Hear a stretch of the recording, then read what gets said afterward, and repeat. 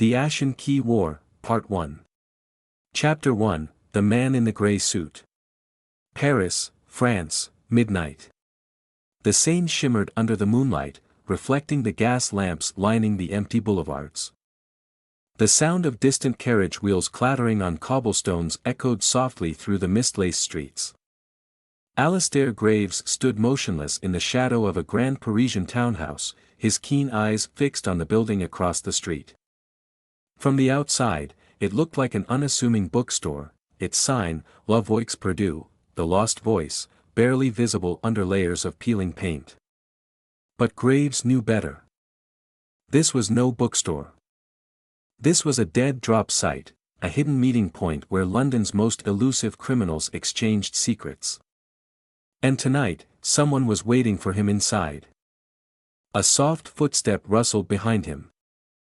Eleanor Blackwood emerged from the mist, her dark cloak wrapped tightly around her. The candlelight from a nearby lantern flickered across her sharp features, illuminating the skepticism in her emerald-green eyes. "This is reckless," she murmured. Graves smirked. "When is it not?" She crossed her arms.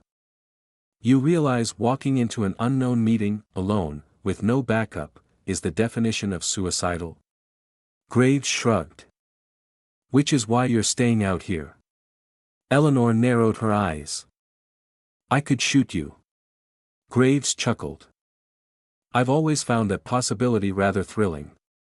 Jonathan Whitmore stepped forward from the alley behind them, his breath misting in the cold air. The good doctor looked particularly displeased. "Lovely," Jonathan muttered. "Paris for a month, and we still haven't found an honest job."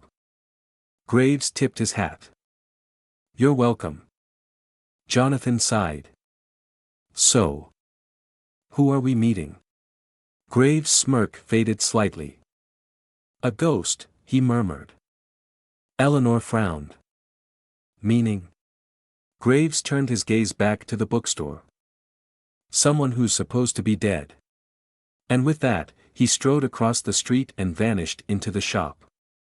The inside of La Voix Perdue was dusty, dimly lit, and filled with the scent of aged parchment and ink. Books lined the shelves, rare volumes, forgotten manuscripts, and political treatises banned by half of Europe. A single candle flickered at the counter. And standing behind it was a man in a grey suit. Graves stilled. The last time he had seen this man, he had watched him die. Felix Marlowe had been one of London's finest spies. A man who worked between the cracks of society, slipping between identities like a spectre. Until 3 years ago, when the Ashen Key Society had executed him. Or so Graves had believed. Marlowe now stood very much alive, his sharp hazel eyes scanning Graves with a familiar smirk. "Alistair," Marlowe murmured. "You're late." Graves exhaled slowly. "And you're dead." Marlowe grinned. "Only on paper." Graves folded his arms. "If you faked your death, I assume you had a good reason." Marlowe nodded. "The Ashen Key Society is more dangerous than you think." Graves arched an eyebrow. "Oh." Marlowe leaned against the counter. "You didn't just steal their ledgers, Graves. You crippled their finances. London is in chaos because of you." Graves smirked. "Excellent." Marlowe shook his head. "Not excellent. The society is rebuilding, and they've found a new benefactor." Graves' expression darkened. "Who?" Marlowe hesitated. Then, finally, he spoke. "The Order of the Crimson Mask." A silence fell. Even Graves hadn't expected that. The Order of the Crimson Mask was older than the Ashen Key Society, an organization shrouded in myth and legend. Unlike the Ashen Key, they weren't merely a secretive aristocratic brotherhood. They were warmakers. Shadow rulers. A cabal that shaped entire nations. And now, they had allied with Graves' greatest enemies. Marlowe placed a small envelope on the counter. Inside this, he murmured, is a list of names. Graves took it, carefully unfolding the parchment. As his eyes scanned the list, his breath slowed. These weren't just names. These were targets. Politicians. Influential businessmen. Government operatives. All marked for elimination. Eleanor's father had been on a list like this once. He never survived. Graves' jaw tightened. When? Marlowe's voice was grave. The first execution is planned in 3 nights. Graves exhaled. Then we don't have much time. Marlowe hesitated. Then he slid another sealed letter across the counter. This one, he murmured, is for you. Graves raised an eyebrow. He broke the wax seal and pulled out the paper. Inside was a single line of familiar handwriting. Welcome back to the game, Graves. See you in London. No name. No signature. But Graves knew exactly who had written it. Lucien Thorne. Graves folded the letter carefully. Then he smirked. Eleanor crossed her arms. What's the plan? Graves turned, stepping back toward the door. Oh, it's quite simple. Jonathan groaned. Here we go again. Graves adjusted his coat, stepping back out into the Parisian night. We return to London. His steel-gray eyes glinted. And this time, we end them for good. Chapter 2, The Ship of Shadows. The English Channel, aboard the Black Swan, 3 nights later. The Black Swan was a merchant vessel by name only. In reality, it was a floating smuggler's den, a ship where stolen goods, counterfeit documents, and secret dealings passed between hands beneath the cover of rolling fog and moonless nights. And tonight, it carried 3 passengers who had no business being on English soil. Alistair Graves, Eleanor Blackwood, and Dr. Jonathan Whitmore. They stood near the railing, the damp sea air whipping through their coats as London's distant silhouette emerged on the horizon.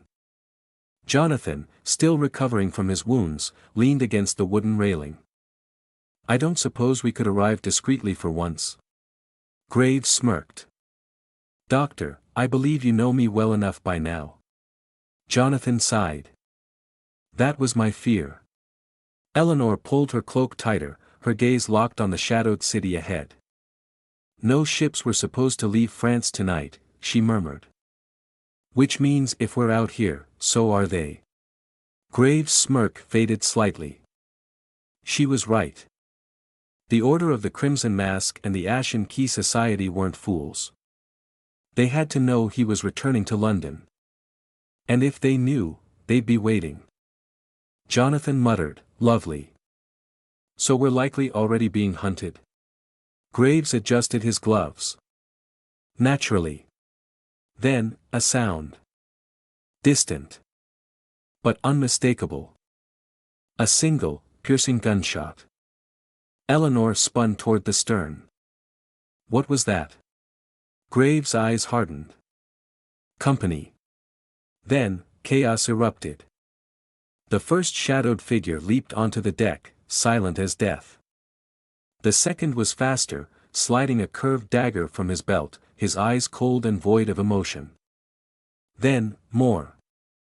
Figures cloaked in darkness, their faces hidden beneath smooth, featureless masks. Jonathan exhaled. Of course. Assassins. Graves' pulse remained steady.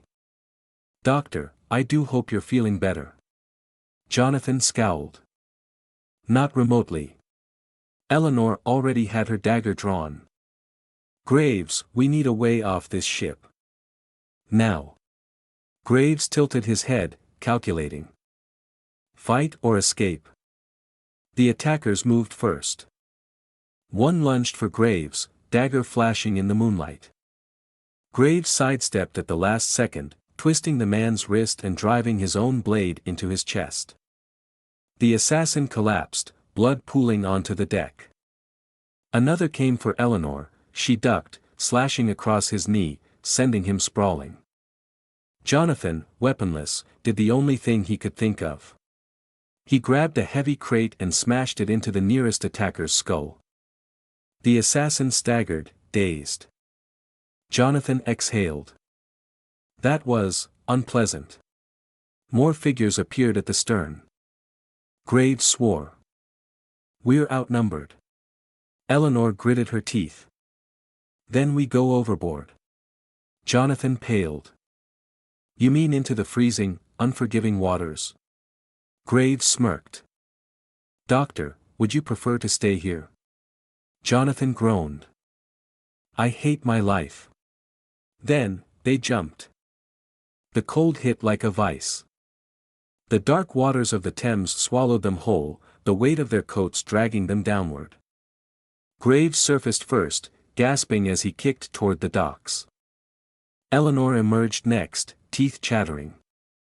Jonathan came up last, sputtering. This is horrific. Graves smirked. And yet, you're alive. Jonathan coughed. Barely. A gunshot cracked above them. The assassins were still on the ship, firing down at the water. Graves grabbed Eleanor's wrist and pulled her toward the dock. They swam fast, the icy water burning their lungs. As soon as Graves' fingers found the edge of a wooden pier, he pulled himself up, rolling onto the planks. Eleanor followed, soaked but unharmed. Jonathan collapsed onto the dock, panting. I'm never, ever, trusting you again. Graves grinned. You always say that. Jonathan scowled. And yet somehow. I keep surviving. Eleanor sat up, shaking water from her coat. Where to now? She asked. Graves glanced toward the city skyline. They had no money. No safe houses. And their enemies already knew they were here. But that had never stopped him before. Graves adjusted his cuffs. We start with an old friend. Eleanor frowned. Who? Graves' smirk returned. Sebastian Renwick. Jonathan groaned. Oh, God. Graves chuckled. Come now, Doctor. Where's your sense of adventure? Jonathan wheezed. Drowned in the Thames. Graves exhaled, rising to his feet. We move quickly, he murmured. By sunrise, we need to be off the streets. Eleanor tightened her cloak. And after that? Graves' gaze hardened. Then we start hunting them. Chapter 3, The Gentleman Rogue. London, Southwark, 4:15 a.m. The streets of London were eerily silent at this hour.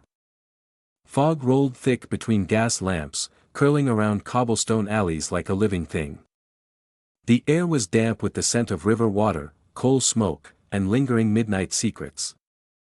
Alistair Graves, Eleanor Blackwood, and Dr. Jonathan Whitmore moved swiftly but deliberately through the backstreets of Southwark, soaked, exhausted, and one step away from being caught.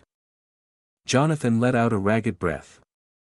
I swear, if we don't find dry clothes soon, I shall simply keel over and let fate have its way with me.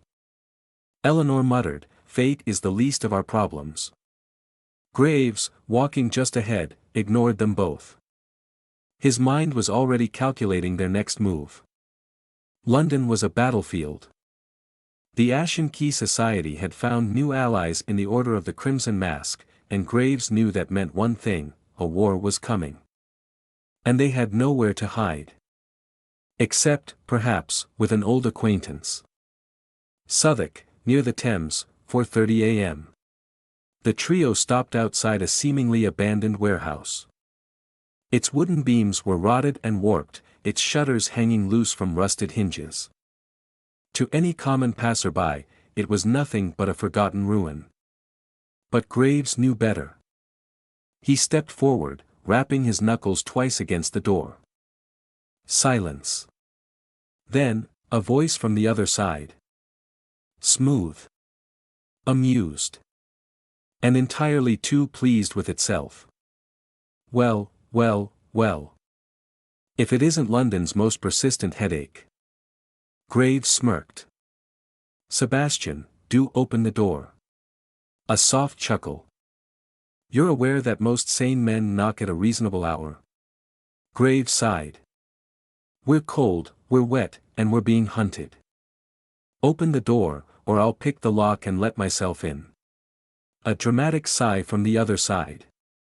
Oh, fine. But I do hope you've brought an offering. I detest guests without gifts. A series of locks unlatched. Then the door swung open, revealing Sebastian Renwick. And as always, he was infuriatingly composed. Sebastian Renwick was a man of exquisite contradictions. A rogue in finely tailored coats. A smuggler with the manners of a nobleman. A criminal who never got caught. Tonight, he was dressed in a deep emerald waistcoat, his blonde hair slicked back with practiced ease, and his sharp green eyes glinting with mischief. He leaned lazily against the doorway, grinning like a cat who had already eaten the canary. Graves stepped inside without waiting for permission. Sebastian. Sebastian sighed dramatically. No, good morning. No, how wonderful to see you. Jonathan, shivering behind him, groaned. Graves, please just tell him we need a fire before I succumb to pneumonia. Sebastian smirked, stepping aside with a flourishing bow. By all means, doctor. Come in before you collapse on my very expensive carpet. Eleanor muttered, I doubt this place has anything expensive in it. Sebastian winked. Ah, but that's where you're wrong, Miss Blackwood. They stepped inside, the door closing with a heavy clunk behind them. And suddenly, they weren't in an abandoned warehouse at all. Renwick's true empire was hidden behind false walls, beneath trapdoors, and inside forgotten ruins. This particular hideout was one of his quiet dens, a space meant for high-stakes dealings, disappearing acts, and people who needed to be invisible. A roaring fireplace crackled in the corner, filling the space with much-needed warmth. Fine Persian rugs covered the floors, and mahogany bookshelves lined the walls, filled with ledgers, stolen documents, and very expensive bottles of brandy. Jonathan beelined for the fire, stretching out his soaked limbs. Finally. A sensible decision. Eleanor removed her drenched cloak, eyeing Renwick with measured skepticism. Graves merely poured himself a glass of brandy from a crystal decanter. I assume you've heard about the Society's latest endeavors. Sebastian smirked. Oh, everyone's heard, Graves. You're the talk of London.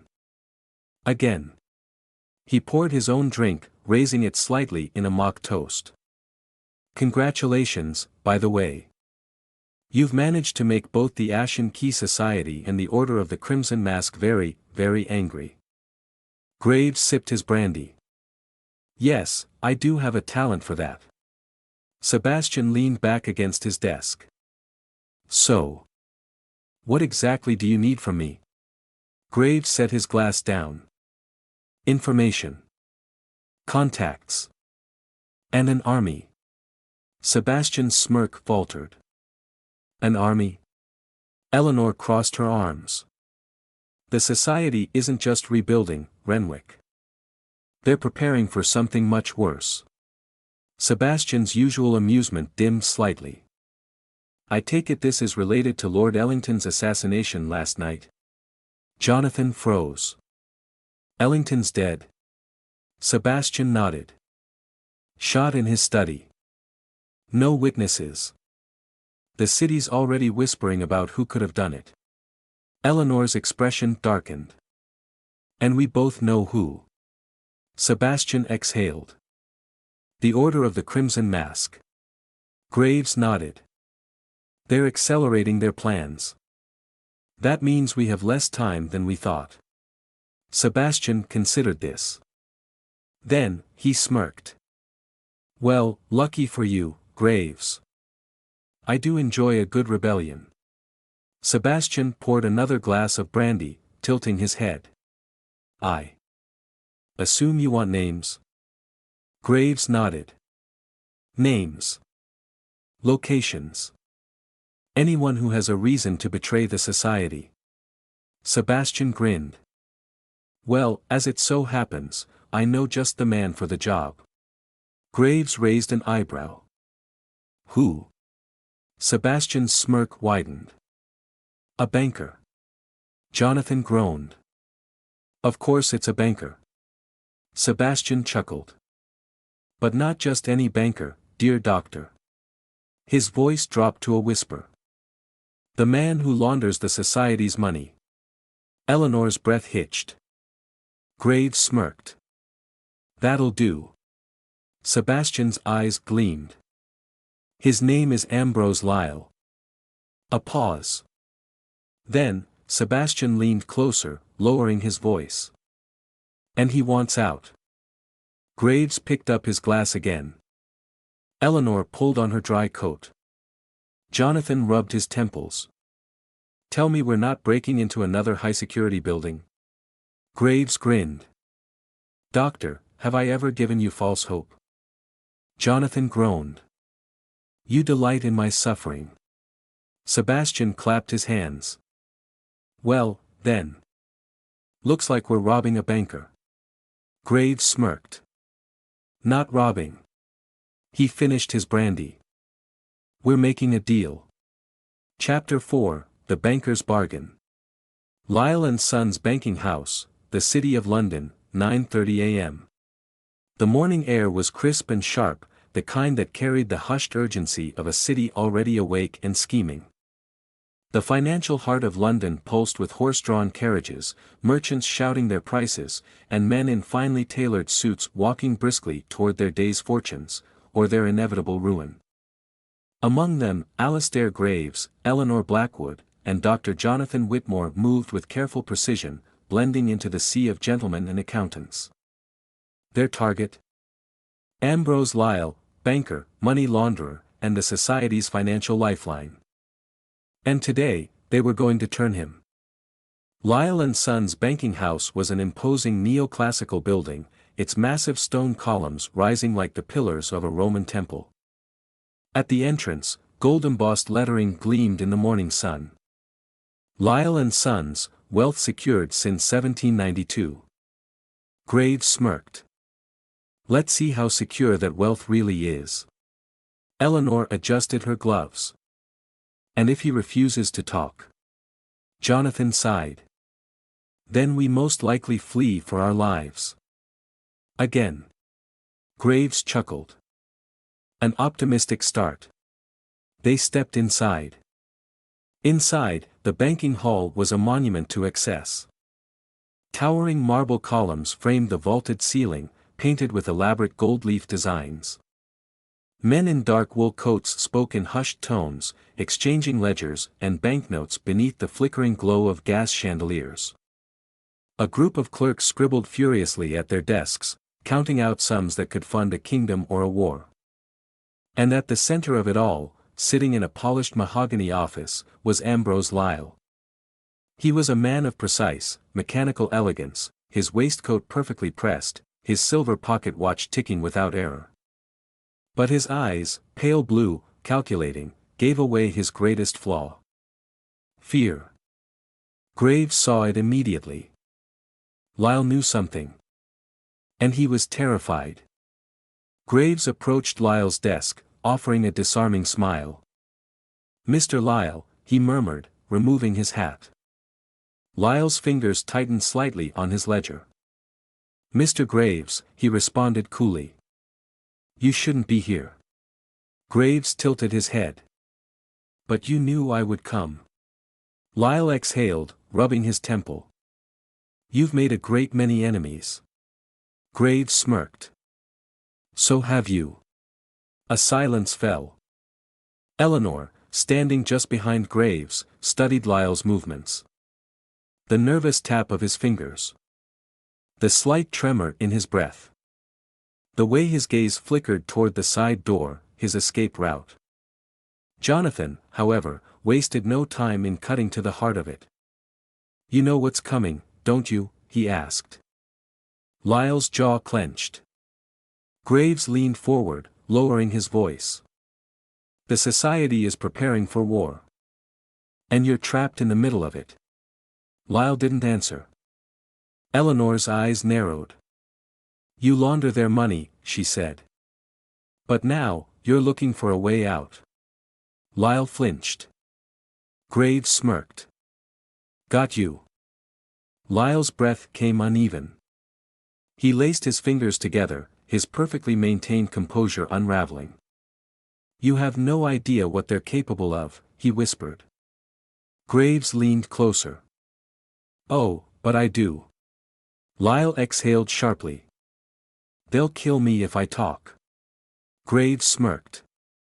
They'll kill you even if you don't. Lyle's pulse visibly quickened.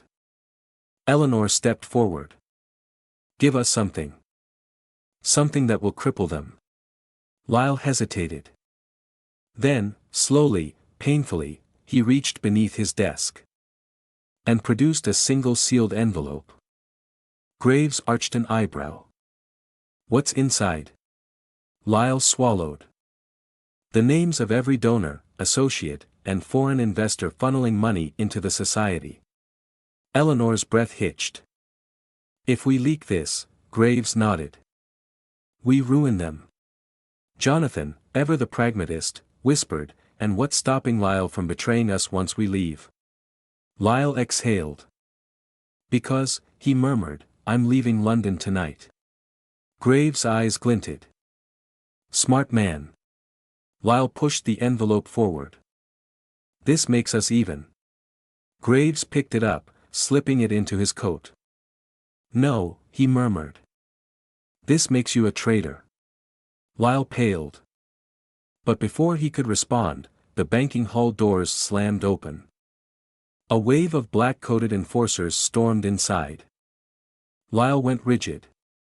Eleanor's pulse quickened. Jonathan muttered, I knew it. We should have fled. At the center of the enforcers, dressed in impeccable black with a golden eye glinting in the light, was Lucien Thorne. Graves exhaled slowly. Ah. Eleanor tensed.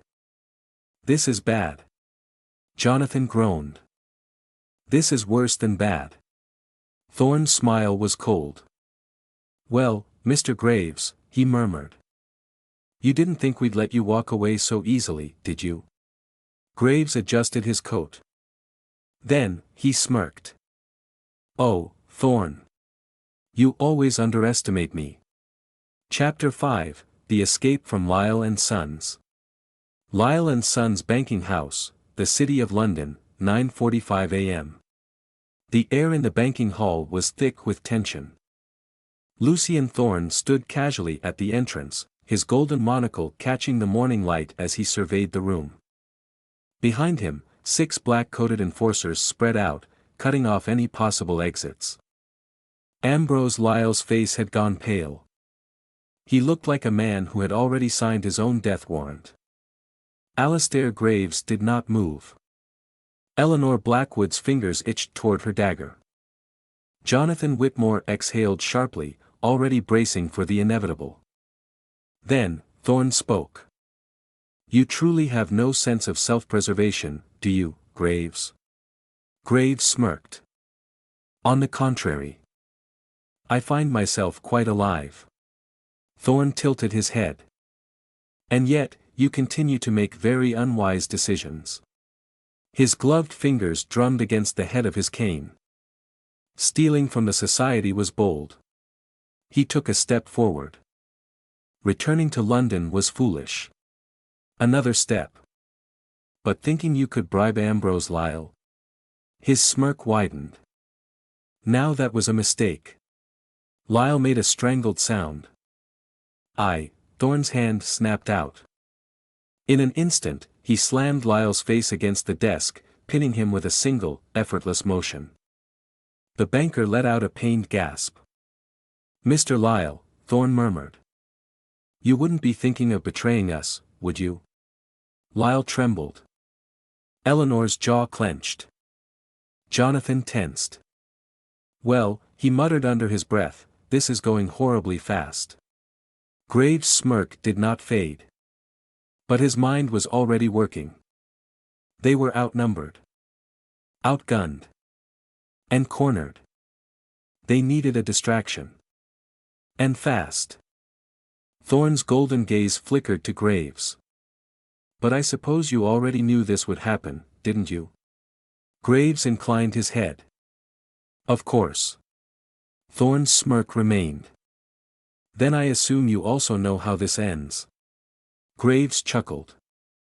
Oh, certainly. Thorne's eyes narrowed. And in that exact moment, Graves moved. With one smooth motion, he flipped the banker's desk over, sending ledgers, ink bottles, and gold coins scattering across the floor. Lyle let out a startled yelp. Eleanor lunged forward, seizing a paperweight and hurling it directly at the nearest enforcer's face. Jonathan, caught between panic and instinct, grabbed the closest object, a heavy brass candlestick, and swung. The enforcer staggered back, cursing. Chaos erupted. Graves drew his revolver, firing a single shot toward the gas lamp overhead. Glass shattered. Flames erupted along the ceiling, sending thick smoke curling through the room. Thorne stepped back, unimpressed. Really, Graves? Graves smirked. What can I say? I enjoy theatrics. Then, they ran. Upper offices, 9:48 a.m. Graves, Eleanor, and Jonathan bolted up the marble staircase, while scrambling behind them. Below, Thorne's voice rang out, cold and sharp. After them. Heavy boots thundered against the floor. Jonathan gasped for breath. We don't have an exit, do we? Graves didn't answer. Because no, they did not. But that had never stopped him before. They reached the upper office corridor, where rows of polished mahogany doors led to private meeting rooms. Eleanor cursed. This is a dead end. Graves' eyes scanned the room. Then, he saw it. A narrow service hallway at the far end. This way, he ordered. They barreled through the door, slamming it shut behind them. The hallway was narrow and lined with iron-barred windows, meant for the clerks who worked behind closed doors. A single window at the end overlooked the street below. Eleanor followed his gaze.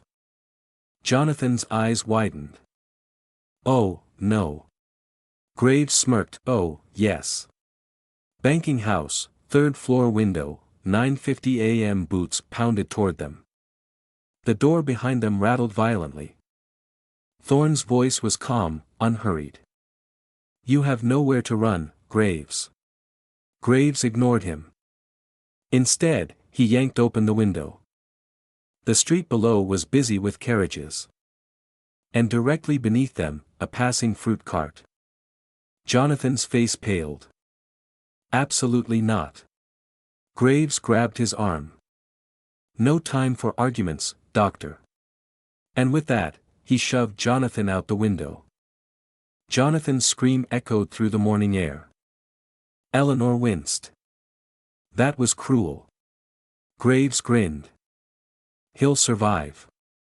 Then, he grabbed Eleanor's hand and jumped. Jonathan crashed into a pile of apples and pears, sending fruit exploding in every direction. The vendor let out a string of furious French curses. A second later, Eleanor landed beside him, her cloak tangled in the remains of a wicker basket. Then, Graves hit the cart with perfect precision, rolling to his feet. Jonathan gasped for air. I hate you. Graves smirked. We'll discuss that later. Above them, Thorne appeared at the window. The man did not look remotely amused. Eleanor grabbed Graves' sleeve. We run. Now. They tore down the street, vanishing into the early morning crowd. Behind them, Thorne's cold gaze followed. And then, with calculated precision, he turned to his men. Find them. Renwick Safe House, Southwark, 10:30 a.m. The door slammed shut. Graves leaned against the wall, exhaling. Eleanor threw her cloak aside, breathing heavily. Jonathan collapsed onto the nearest chair. Ezra Renwick, lounging against the desk, raised an eyebrow. Well. I assume that went brilliantly. Graves tossed the sealed envelope onto the desk. Ezra lifted it, inspecting the seal. He whistled. Oh, Graves. You have been busy. Eleanor rubbed her temples. Thorne almost killed us. Jonathan groaned. Thorne will kill us. Graves poured himself a drink. No, he murmured. He lifted his glass. He'll try. Eleanor unfolded the stolen document. Her eyes widened. Jonathan leaned forward. What does it say? Eleanor swallowed. It says, she met Graves' gaze. The society isn't just funding a war. She turned the page, revealing a list of names. These are their targets. A heavy silence. Jonathan whispered, then we're already too late. Graves' jaw tightened. No, his eyes darkened. We stopped them. Chapter 6, The Ledger of the Dead. Renwick Safe House, Southwark, 10:35 a.m. The room was silent. The only sound was the faint rustle of parchment as Eleanor Blackwood unfolded the ledger, her sharp eyes scanning the list of names. Names of powerful men and women. Names of London's elite. Names of those who, by all accounts, should have been untouchable. And yet, they were marked for death. Jonathan Whitmore, still catching his breath from their harrowing escape, leaned over Eleanor's shoulder. His face paled as he read. This isn't just a hit list. His voice was low, hollow. Eleanor nodded. It's a purge. Alistair Graves remained silent, his steel-gray eyes fixed on the list. Because at the very bottom, written in precise, elegant script. His own name. Ezra Renwick, perched on the edge of his desk, tilted his head. Well, he mused. This is certainly concerning. Jonathan shot him a flat look. Concerning? Graves is on a kill list. Ezra smirked. Yes, and is that truly so surprising? Jonathan threw up his hands. We're all on it. And you're sitting there like we've simply lost a round of cards. Ezra took a leisurely sip of brandy. Oh, doctor, you wound me. Eleanor exhaled, pushing the ledger onto the desk. We need to act. Now. Graves nodded. The society isn't just silencing enemies, he murmured. They're making a statement. Ezra leaned forward. And what exactly does that statement say? Graves' gaze darkened. That London belongs to them. Silence. Then Eleanor spoke. How do we stop them? Graves tilted his head, his mind already working. There are two ways to dismantle an organization like the society. He lifted one finger. 1. You strike at the head. Remove the leaders, and the rest collapses. Then, he lifted a second finger.